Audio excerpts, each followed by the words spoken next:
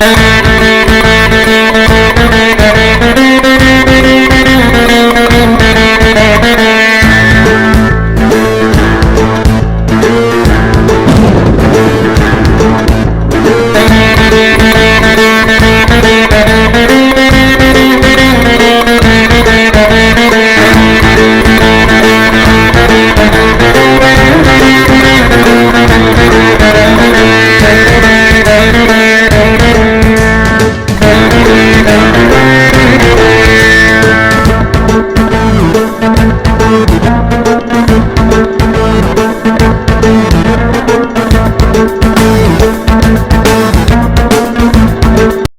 Friends, నేను మీ సాయి శ్రీనివాస్ కానూరి. ఇప్పుడు మనం షిరిడి గ్రామంలో సాయి భక్త నివాస్ అనే హోటల్ దగ్గర ఉన్నాం. ఇది సంస్థాన వారికి సంబంధించిన హోటల్. ఇక్కడ మనం మార్నింగ్ టిఫిన్ చేయటం జరిగింది. దీని ఎదురుగానే టిఫిన్ హోటల్ ఉంటుంది. అక్కడ టిఫిన్ చేయటం జరిగింది. అలాగే టిఫిన్ చేసిన తర్వాత మేము నాసిక్ మరియు త్రయంబక్ వెళ్ళే రూట్ని ఎంచుకోవడం జరిగింది. ఎందుకనంటే ఇక్కడ నుంచి సాయి భక్త నివాస్ నుంచి అంటే షిరిడి గ్రామం నుంచి వచ్చిన భక్తులు బాబాని దర్శించుకున్న తర్వాత అక్కడి నుంచి వేరే గ్రామాలకు అంటే చుట్టుపక్కల ఉన్న గ్రామాలకు వెళ్ళి దర్శించుకొని రావాలనుకుంటారు. అలాంటి వారి కోసం ఇక్కడ శనిసింగ్నాపూర్, అజంతా అనేది ఒక రూట్ ఉంటుంది. అలాగే నాసిక్ మరియు త్రయంబక్ అనేది మరొక రూట్ ఉంటుంది. మేము నాసిక్ త్రయంబక్ రూట్ ఎంచుకోవడం జరిగింది. ఇక్కడ ఈ హోటల్ నుంచి మనం ముందుకు వెళ్ళాల్సి ఉంటుంది. అలాగే ఇక్కడ హోటల్ దగ్గర ఎర్లీ మార్నింగ్ నుంచే మనకి టెంపో వ్యాన్, కార్లు, అలాగే ఆటోలు అన్నీ ఉంటాయి. ఇక్కడ నుంచి మీరు వెళ్ళాలి అనుకున్నప్పుడు మాకు నాసిక్ నుంచి త్రయంబక్ వరకు అంటే షిరిడి నుంచి నాసిక్ నుంచి త్రయంబక్ వరకు మనిషికి 300 రూపాయలు ఛార్జ్ చేయడం జరిగింది. మేము 6 మెంబర్స్ అనేది వెళ్ళటం జరిగింది. అలాగే ఇప్పుడు మన ప్రయాణం వచ్చేసి ఇక్కడ నుంచి నాసిక్ వరకు బయలుదేరి వెళ్ళటం అనేది జరుగుతుంది. చుట్టూ కొండల మధ్యన నాసిక్ వెళ్ళటం అనేది ఈ టెంపో వ్యాన్లో చాలా ఆనందంగా ఉంటుంది. అలాగే వేరే ఊర్ల నుంచి వచ్చిన వారు కూడా మనతో పాటు ఈ టెంపో వ్యాన్లో ఉంటారు. వారు కూడా ఎక్కువగా మన తెలుగు వారు ఉండటంతో ఈ ప్రయాణం అనేది చాలా సంతోషంగా అనిపిస్తూ ఉంటుంది. ఇప్పుడు మేము నాసిక్ అనే గ్రామం వచ్చేసాం. నాసిక్లో మనకు వచ్చేసి ఇక్కడ మనకి ముక్తిధామ్ అని ఉంటుంది. ముక్తిధామ్ అనగానే ఇక్కడ మనకు సీతారాములు, అలాగే లక్ష్మీనారాయణ, అలాగే రాధాకృష్ణులు, భగీరథుడు శివుడికి గంగ కోసం తపస్సు చేసింది సన్నివేశం అన్నీ ఈ ఆలయంలో ఉంటాయి. అలాగే గురువుకు సంబంధించి సాయిబాబా అన్ని దేవుడి విగ్రహాలు కూడా ఈ ఆలయంలో మనం దర్శించవచ్చు. అలాగే ఈ ఆలయాన్ని చూడొచ్చు. మీరు ఈ ఆలయాన్ని దర్శిస్తే చార్ధామ్ దర్శించినంత పుణ్యం వస్తుందని భక్తుల విశ్వాసం. షిరిడి నుంచి బయలుదేరిన తర్వాత ముందుగా మనం దర్శించుకున్న ఆలయం ఈ ముక్తిధామ్ అనేది. ఈ ముక్తిధామ్లో మనం పలు విధాలైన దేవతామూర్తులను దర్శించుకొని ఇక్కడ హనుమాన్ కూడా లోపల ఉంటారు. వీరందరినీ మనం దర్శించుకున్న తర్వాత తిరిగి మళ్ళీ మనం వ్యాన్కి వెళ్ళాల్సి ఉంటుంది. ఆ వ్యాన్ కూడా ఆలయం వెనకమాలే ఉంటుంది. ఆలయం వెనకమాలే ఉన్న వ్యాన్లోకి మళ్ళీ మనం వెళ్ళి కూర్చున్నట్లయితే మళ్ళీ వ్యాన్ అనేది స్టార్ట్ చేసి మనం వెళ్ళటం జరుగుతుంది. ఆ తర్వాత మనం వెళ్ళిన తర్వాత ఇక్కడ మనకు వ్యాన్లు అనేది నాసిక్లో వచ్చేసి ఒక ప్లేస్లో ఆపుతారు. చూసారు కదా, ఆపి ఉన్న వ్యాన్లన్నీ ఇక్కడ ఆపున్నాయి. ఇక్కడ మనం ఆపిన తర్వాత మనం ఒక ఆటో ఎక్కాల్సి ఉంటుంది. ఈ ఆటోకి మనిషికి 100 రూపాయలు ఛార్జ్ చేస్తారు ఈ గ్రామంలో ఉన్న ఆలయాలు తిప్పి చూపడానికి. ఇక్కడ మీకు నేను చెప్పేది ఒకటి మర్చిపోయాను ఫ్రెండ్, ఏంటంటే మేము 6 మెంబర్స్ ఉంది. మాకు తెలియక మేము టెంపో వ్యాన్ ఎక్కడం జరిగింది. మీరు ఎవరైనా 6 మెంబర్స్ ఉన్నట్లయితే మీరు ఏం చేస్తారంటే కారు మాట్లాడుకోండి. మీకు సాయి భక్త నివాస్ నుంచి కారుకి 3000 రూపాయలు ఛార్జ్ చేస్తారు. ఆ 3000 రూపాయలతో మీరు నాసిక్లో ఉన్న ఆలయాలు కూడా తిప్పి చూపించడం జరుగుతుంది. అతను మీరు ముందుగానే మాట్లాడుకోండి, అతనితో తిప్పి చూపించమంటే అతను తిప్పి చూపిస్తాడు. దానివల్ల మీకు అమౌంట్ అనేది సేవ్ అవుతుంది. 300 రూపాయలు మీరు టెంపో వ్యాన్కి కట్టి మళ్ళీ మీరు తిరిగి మీరు వచ్చేసి ఆటోలకి ఇక్కడ మనిషికి 100 రూపాయలు అంటే ఇక్కడ మీకు 600 రూపాయలు అవుతున్నాయి. మీరు అవి చూసుకొని చేసుకోండి. అలాగే ఇప్పుడు మన ఈ ఆటో అతను వచ్చేసి ఇక్కడ మన ఆలయం దగ్గర దింపడం జరిగింది. ఇక్కడ ముందుగా మనకి ఆలయంలో విఘ్ననాయకుడు కనిపిస్తున్నారు. వినాయకుడిని దర్శించుకోవచ్చు. అలాగే ఇప్పుడు మనం వచ్చిన ఆలయం ఏంటంటే మనకి భారతదేశంలో ఉన్న ఒకే ఒక ఆలయంగా దీన్ని చెప్పుకోవచ్చు. ఈ ఆలయం ఉన్న ప్రదేశం లక్ష్మణుడు శూర్పణఖ యొక్క ముక్కు కోసిన ఆలయంగా ఇక్కడ ఈ ప్రదేశాన్ని చెప్పుకుంటారు. అలాగే ఈ ప్రదేశంలో లక్ష్మణుడికి గుడి ఉంటుంది. ఇప్పుడు మనం లక్ష్మణుడి గుడి దగ్గరకు వచ్చాం. ఇక్కడ లక్ష్మణుడి గుడి దగ్గర బయట ఉన్న ఎంట్రన్స్ని చూడొచ్చు. ఇక్కడ లక్ష్మణుడి యొక్క గుడిని మనం దర్శించవచ్చు, చూడొచ్చు ఫ్రెండ్స్. ఇక్కడ లక్ష్మణుడు శూర్పణఖ యొక్క ముక్కు కోస్తున్న సన్నివేశాన్ని కూడా మనకు కళ్ళకు కట్టే విధంగా ఇక్కడ ఉంది. అలాగే శ్రీరామచంద్ర ప్రభు వెనక మనకి కనిపిస్తూ ఉన్నారు, చూడొచ్చు. ఈ సన్నివేశాన్ని మనకు కళ్ళకు కట్టే విధంగా ఈ ఆలయంలో చూపించే విధంగా తయారు చేశారు ఇక్కడ. అలాగే ఇదే ఆలయంలో హనుమాన్ని కూడా దర్శించవచ్చు. లక్ష్మణుడికి ఎదురుగా హనుమాన్ని కూడా మనం ఇక్కడ చూడొచ్చు. ఇక్కడ ఈ లక్ష్మణుడి ఆలయం దర్శించుకున్న తర్వాత మళ్ళీ మనని ఆటో ఎక్కాల్సి ఉంటుంది. ఇట్లా ప్రతి గుడి దగ్గర మన ఆటో వాళ్ళు దిక్కుతూ ఉంటారు. ఇక్కడ నుంచి మనం ఆటో ఎక్కిన తర్వాత మళ్ళీ మనం వచ్చేసి సీతామాతను రావణుడు అపహరించిన ప్రదేశం వరకు మనల్ని తీసుకువెళ్ళటానికి ఈ ఆటో అనేది ఇప్పుడు బయలుదేరింది. మనం అక్కడికి వెళ్తున్నాం. అక్కడ సీతామాతను రావణుడు అపహరించిన ప్రదేశం దగ్గర మళ్ళీ కొత్త ఆలయాన్ని నిర్మించాలని అనుకుంటున్నారంట వాళ్ళు. దాని గురించి మనకి అక్కడికి వెళ్ళిన తర్వాత అతను చెప్పడం జరుగుతుంది. అలాగే ఎవరైనా విరాళం ఇవ్వాలి అనుకున్న వాళ్ళు ఇవ్వచ్చు అని చెప్తున్నారు. మీరు వెళ్ళిన తర్వాత విరాళం ఇవ్వాలి అనుకుంటే తప్పకుండా మీరు అక్కడ విరాళాలు ఇవ్వచ్చు, ఎందుకంటే ఆ ఆలయాన్ని నిర్మించాలని వారు అనుకుంటున్నారంట. ఇప్పుడు మీరు చూస్తున్నారు కదా, ఇదే ప్రదేశంలో సీతామాతను రావణుడు అపహరించినది ప్లేస్ అని వారు చెప్పడం జరుగుతుంది అక్కడ నాసిక్లో. ఇప్పుడు మేము ఆ ఆలయంలో అక్కడ సీతామాతను దర్శించుకోవడం జరిగింది. చూడొచ్చు, ఇక్కడ మీకు రావణుడు కనిపిస్తున్నాడు, అలాగే సీతామాత కనిపిస్తూ ఉన్నారు. మీకు ఆ ప్రదేశం యొక్క ఆ వివరాలు చూడొచ్చు. అలాగే అదే ప్రదేశం నుంచి మనం ముందుకి అక్కడ నుంచి ఆ గుడి నుంచి కొద్దిగా ముందుకు వస్తే ముందు గుడిలోనే ఇక్కడ మనకు హనుమాన్ అనేది ఈ టెంపుల్లో ఉంటారు. హనుమాన్ చూడటానికి చాలా బాగుంటారు. ఇక్కడ మీకు ఆటో ఎక్కిన తర్వాత ఈ ప్రదేశాలన్నీ చూడొచ్చు. మీరు ఒకవేళ వారు చూపించకపోయినా మీరు అడగండి, తప్పకుండా చూపిస్తారు. ఇక్కడ మీరు ఈ హనుమాన్ని చూడొచ్చు, ఇక్కడ ఎంత నిండుగా అందంగా ఉన్నారనేది. మనం ఎక్కడైతే రావణాసురుడు సీతామాతను అపహరించాడో అదే ఆలయం ముందుగా ఉన్న హనుమాన్ ఆలయాన్ని మీరు చూస్తున్నారు. ఫ్రెండ్స్, ఇప్పుడు మనం ఇక్కడ హనుమాన్ని దర్శించుకొని అలాగే సీతామాతను అపహరించిన ప్లేస్ నుంచి మళ్ళీ తిరిగి పంచవటి సీతా గుఫ అనే ప్రదేశానికి వెళ్తున్నాం.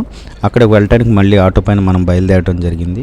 ఫ్రెండ్స్, నా ఛానల్ నచ్చినట్లయితే లైక్ చేయండి, షేర్ చేయండి, సబ్స్క్రైబ్ చేసుకోండి ఫ్రెండ్స్. ఎందుకంటే మీరు లైక్ చేయడం ద్వారా ఈ వీడియో మరో 10 మందికి వెళ్ళడానికి అవకాశం ఉంటుంది. ఫ్రెండ్స్, మనం చూసే నగరాన్ని దేవాలయాల నగరం అని కూడా ఈ నాసిక్ నగరాన్ని పిలుస్తారు. ఇక్కడ చాలా దేవాలయాలు కలిగి ఈ గ్రామంలో ఉంటాయి. ఒకవేళ మీరు షిరిడీ నుంచి వస్తే ఒక రోజులో మాత్రమే చూసి వెళ్ళిపోగలరు, లేదా మీరు ఒకరోజు ఇక్కడ స్టే చేసినట్లయితే లోకల్లో ఉన్న అన్ని టెంపుల్స్ చూడటానికి అవకాశం ఉంటుంది. మీరు ఆటో పైన వెళ్ళినప్పుడు వాళ్ళు కొన్ని మాత్రమే చూపిస్తారు.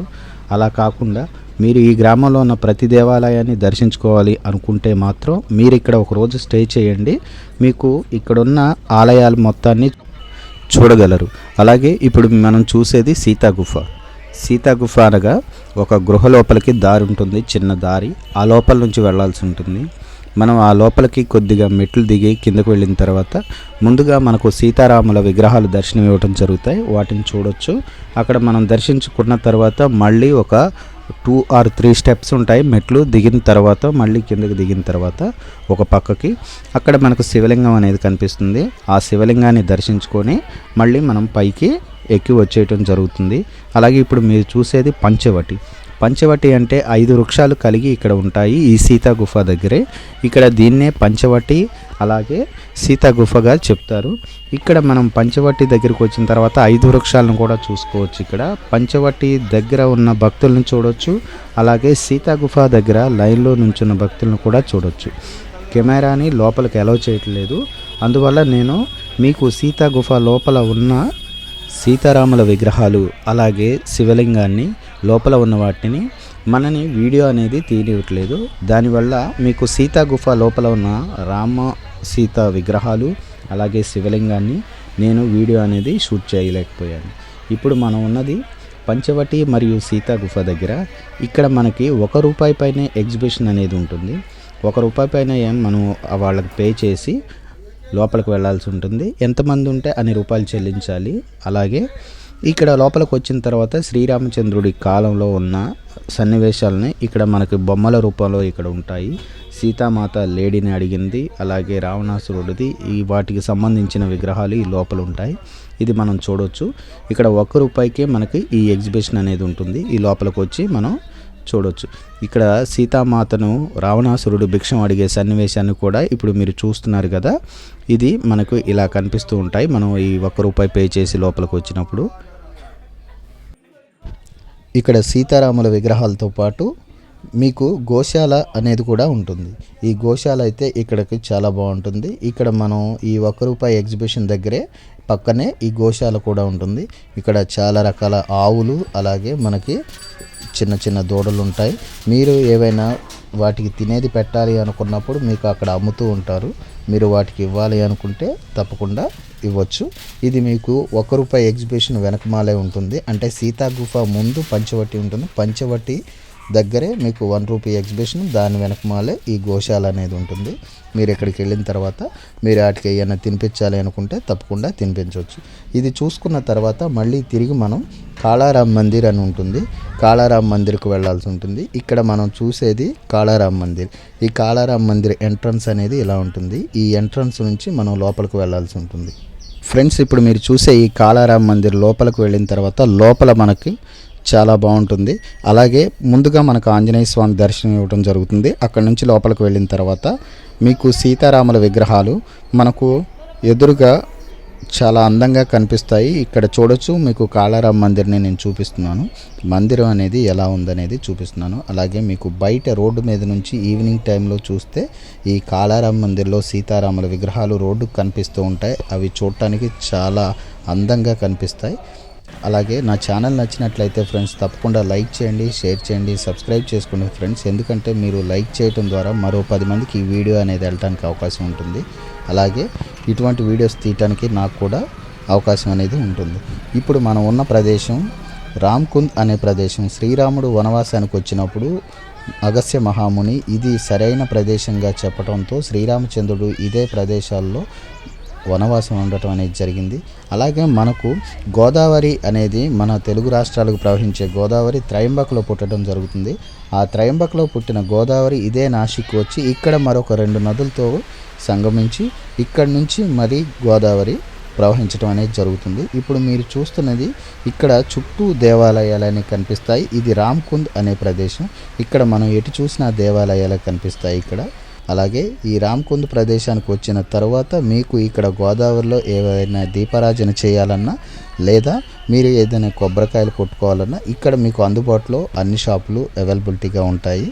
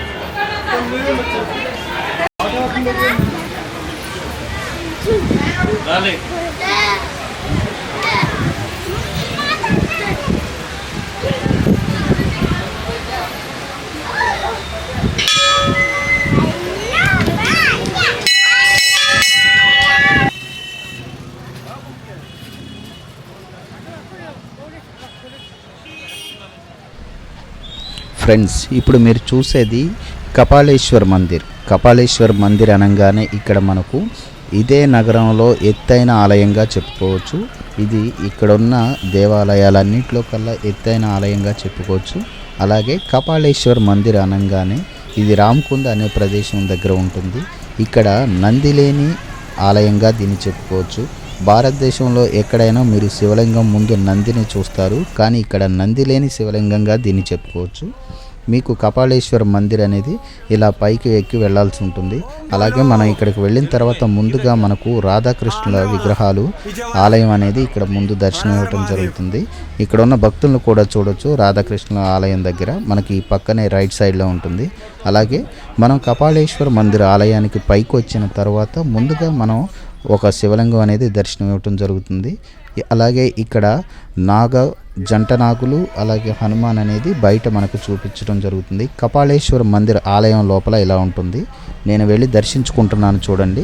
కపాలేశ్వర మందిర్ లోపలికి మనకు ఆలయం అనేది ఇలా ఉంటుంది. ఎక్కడ మనకు నంది అనేది కనిపించదు ఫ్రెండ్స్. ఈ ఆలయంలో మీరు చూడొచ్చు, నంది అనేది కనిపించదు. అలాగే ఇక్కడ ఆలయంలో కపాలేశ్వర మందిర్లో మీకు శివలింగాన్ని అలాగే శివుణ్ణి చూడండి ఒకసారి. కపాలేశ్వర మందిర్లో ఇక్కడ మీకు ఆలయం లోపల ఎక్కడ చూసినా నంది కనిపించదు ఫ్రెండ్స్. ఇప్పుడు మనం నాసిక్లో దేవాలయాలను దర్శించుకోవడం జరిగింది.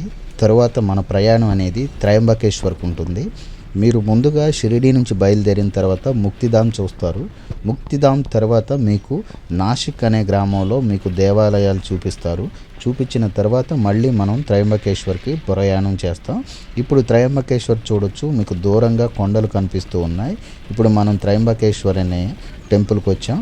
అలాగే మనకు త్రయంబకేశ్వర్కి రాకముందు మనకి ఎప్పుడైతే షిరిడీ నుంచి ముక్తిధామ్ చూసి నాసిక్ చూస్తామో తర్వాత మనకు లంచ్ టైం అనేది ఉంటుంది.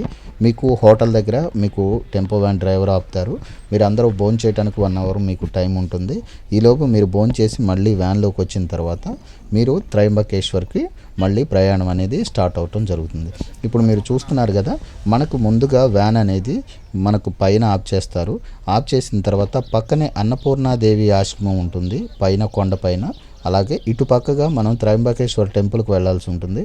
వెళ్తున్న దారిలో మనకు శివలింగాలు కానీ మీరు చూస్తున్నారు కదా, శివలింగాలు కానీ అలాగే రుద్రాక్షలు కానీ ఇక్కడ లభిస్తాయి. అలాగే మీకు ఇదే గ్రామంలో మీకు గోదావరి జన్మస్థలం అనేది ఉంటుంది.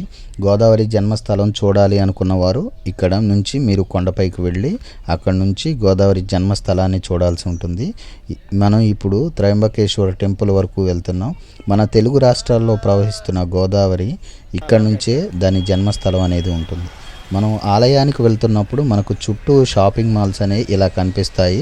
షాపింగ్ మాల్స్లో మీకు దేవతా విగ్రహాలు అలాగే దేవతలకు సంబంధించిన చిత్రపటాలు, ఇక్కడ మనకు ముఖ్యంగా శంఖాలు అలాగే రుద్రాక్షలు, శివుడికి సంబంధించిన సామాగ్రి అంతా ఇక్కడ దొరుకుతూ ఉంటుంది. ఇక్కడ శివలింగాలను చూసుకోవచ్చు, శివుడి విగ్రహాలను చూసుకోవచ్చు. ఇక్కడ మీకు ఎదురుగా కనిపిస్తున్న త్రయంబకేశ్వర టెంపుల్ని అలాగే వెనక ఉన్న కొండలను కూడా చూడొచ్చు. ఇక్కడ దేవుడికి సంబంధించిన కొబ్బరికాయలు కానీ మీకు శంఖాలు కానీ అమ్ముతున్న షాపులు చూపిస్తాను చూడండి. ఇక్కడ శివయ్య విగ్రహాన్ని కూడా మీకు చూపిస్తున్నాను చూడండి ఎలా ఉంది అనేది మీరు చూడొచ్చు ఒకసారి. ఇప్పుడు మనం త్రయంబకేశ్వర టెంపుల్ నుంచి చూస్తున్నాం చూడండి. లోపలికి వెళ్ళిన భక్తులు ఇటువైపు వస్తున్నారు. అలాగే మీరు లోపలికి వెళ్ళాలి అనుకున్న వారికి ఇటువైపు నుంచి దారి ఉంటుంది. ఈ వైపుగా మనం లోపలికి ఆలయం లోపలికి వెళ్ళాల్సి ఉంటుంది. కొద్దిగా ముందుకు వెళ్ళిన తర్వాత మళ్ళీ మనకు పక్క నుంచి దారి ఉంటుంది. ఈ దారి గుండా మనం లోపలికి వెళ్ళాల్సి ఉంటుంది. ఇలా మనం లోపలికి వెళ్ళిన తర్వాత మనకు లోపల బార్కేళ్ళు ఉంటాయి. ఆ బార్కేళ్ళ నుంచి వెళ్ళాల్సి ఉంటుంది. దేవుడికి ఇవ్వటానికి ఇక్కడ మీకు పూలు సామాగ్రి మొత్తం ఇక్కడ ఆలయం ముందు అమ్ముతూ ఉంటారు చూడొచ్చు. ఇక్కడ భక్తుల కోసం ఈ మనకు సంబంధించిన ఇవన్నీ కూడా ఇక్కడ అమ్ముతూ ఉంటారు. ఇవన్నీ చూడొచ్చు. మీరు ఏవైనా దేవుడికి ఇవ్వాలి అనుకున్నప్పుడు మీరు ఇక్కడ నుంచి కొనుక్కెళ్ళవచ్చు. ఇలా మీరు లోపలికి వెళ్ళటానికి దేవుడి కోసం అవకాశం అనేది ఈ పక్క నుంచి దారి అనేది ఉంటుంది. ఫ్రెండ్స్ చూశారు కదా, నా ఛానల్ నచ్చినట్లయితే లైక్ చేయండి, షేర్ చేయండి, సబ్స్క్రైబ్ చేయండి. గంట సింబల్ అనేది తప్పకుండా ప్రెస్ చేయండి ఫ్రెండ్స్. ఎందుకంటే మీరు లైక్ చేయటం ద్వారా ఈ వీడియో మరో 10 మందికి వెళ్ళడానికి అవకాశం ఉంటుంది ఫ్రెండ్స్. దయచేసి మీకు నచ్చినట్లయితే లైక్ చేసి సబ్స్క్రైబ్ చేసుకోండి ఫ్రెండ్స్. ఇప్పుడు మనం ఉన్నాం త్రయంబకేశ్వర టెంపుల్లో. లోపల పక్క నుంచి చూడొచ్చు లోపల పక్క ఎలా ఉంది అనేది. ఇక్కడ మనకి లోపల పక్క ఈ ఆలయం ఇలా ఉంటుంది. అలాగే బయటికి ఒక శివలింగం అనేది ఉంటుంది. అక్కడ భక్తులు పూజ కూడా చేస్తూ ఉంటారు. విశాలమైన ప్రాంగణంలో ఈ ఆలయం చాలా చూడటానికి చాలా బాగుంటుంది. అలాగే పురాతన ఆలయంగా ఈ ఆలయం లోపలికి వెళ్ళినప్పుడు మనసుకు చాలా హాయిగా అనిపిస్తూ ఉంటుంది. పైన మీకు చూడొచ్చు జెండాని కూడా చూడొచ్చు. అలాగే ఇక్కడ మనకు త్రయంబకేశ్వర ఆలయాన్ని మీరు దగ్గర నుంచి కూడా చూడొచ్చు ఫ్రెండ్స్. మీరు వెళ్ళిన తర్వాత లోపలికి వెళ్ళిన తర్వాత కెమెరా అనేది ఎలా ఉండదు. అందువల్ల మీరు లోపల వీడియో తీయటానికి అవకాశం అనేది ఉండదు. చూశారు కదా ఫ్రెండ్స్. గౌతముని గోహత్య పాపకాన్ని పోగొట్టుకోవడానికి ఏర్పడిన ఆలయంగా దీన్ని చెప్పుకోవచ్చు. ఇక్కడ బ్రహ్మ విష్ణు మహేశ్వరుల స్వరూపంగా, అమ్మవారి స్వరూపంగా ఏర్పడిన ఆలయంగా కూడా దీన్ని పేర్కొనవచ్చు. మనం షిరిడీ నుంచి బయలుదేరిన తర్వాత మనకి నాసిక్ తర్వాత త్రయంబక ఆలయాన్ని దర్శించుకున్న తర్వాత మనం ఇక్కడ నుంచి మళ్ళీ తిరిగి ప్రయాణం అనేది చేయటం మొదలుపెట్టాం. ఇప్పుడు మనం మధ్యదారిలో మనకు ఒక ఆలయం అనేది దర్శనమిస్తుంది. ఇదే సిద్ధ హనుమాన్ ఆలయం. మీకు అంజనేరి అనే ప్రదేశం ఇక్కడ ఉంటుంది. ఇక్కడ అంజనేరి అనే ప్రదేశంలో సిద్ధ హనుమాన్ అనే ఆలయం ఉంటుంది. మనం ఎక్కడైనా హనుమాన్ ఆలయానికి వెళ్ళినప్పుడు తమలపాకులు సమర్పిస్తాం. కానీ ఈ ఆలయానికి వచ్చిన తర్వాత ఇక్కడ మనకు మర్రి ఆకులు లేదా రావి ఆకులతో మనం దండను పేర్చి మనం ఆంజనేయ స్వామికి ఇవ్వడం అనేది జరుగుతుంది. ఇక్కడ సిద్ధ హనుమాన్ అనగా అంజనేరి పర్వతాల్లో హనుమాన్ బర్త్ ప్లేస్గా ఇక్కడ భక్తులు నమ్ముతారు. ఇక్కడ మనం లోపలికి వచ్చిన తర్వాత ఆంజనేయ స్వామి యొక్క విగ్రహం మన కనుల విందుగా మనకు ఎదురుగా కనిపిస్తూ ఉంటుంది. ఇది మీరు చాలా వీడియోస్లో చూసే ఉంటారు. ఇదే అంజనేరి పర్వతాల్లో ఉన్న సిద్ధ హనుమాన్ యొక్క విగ్రహం. నేను ఆయనకు దండను సమర్పించడం అనేది జరుగుతుంది. ఇక్కడ ఆయన దర్శించుకున్న భక్తుల్ని కూడా మీరు చూడవచ్చు. ఫ్రెండ్స్, మీరు షిరిడీలో టెంపో వ్యాన్ లేదా కారు మీరు ఎక్కినప్పుడు వారితో చెప్పండి, సిద్ధ హనుమాన్ దగ్గర మేము ఆగాలి అని అడగండి. లేదంటే వారు ఏం చేస్తారంటే మీకు నాసిక్ మరియు త్రయంబక్ చూపించి తీసుకెళ్ళిపోతారు. ఇక్కడ చాలా తక్కువ మంది మాత్రమే ఆపుతారు. మీరు అందుకోసమే సిద్ధ హనుమాన్ని కూడా మేము చూడాలి అని వారిని అడగండి. అప్పుడు వారు ఈ ప్రదేశంలో ఆపటం అనేది జరుగుతుంది. మీరు 6 మెంబర్స్ కన్నా ఎక్కువ మంది ఉన్నట్లయితే మీరు కారు మాట్లాడుకోవటం అనేది చాలా ఉత్తమం. దానివల్ల మీకు మనీ సేవ్ అవుతుంది. అలాగే మీరు ఎక్కువ ఆలయాలు చూడటానికి అవకాశం ఉంటుంది. ఇక్కడ నుంచి సిద్ధ హనుమాన్ తర్వాత మా ప్రయాణం మళ్ళీ షిరిడీకి స్టార్ట్ అయిపోవటం జరిగింది. చూశారు కదా ఫ్రెండ్స్. నా ఛానల్ నచ్చినట్లయితే లైక్ చేయండి, షేర్ చేయండి, సబ్స్క్రైబ్ చేయండి.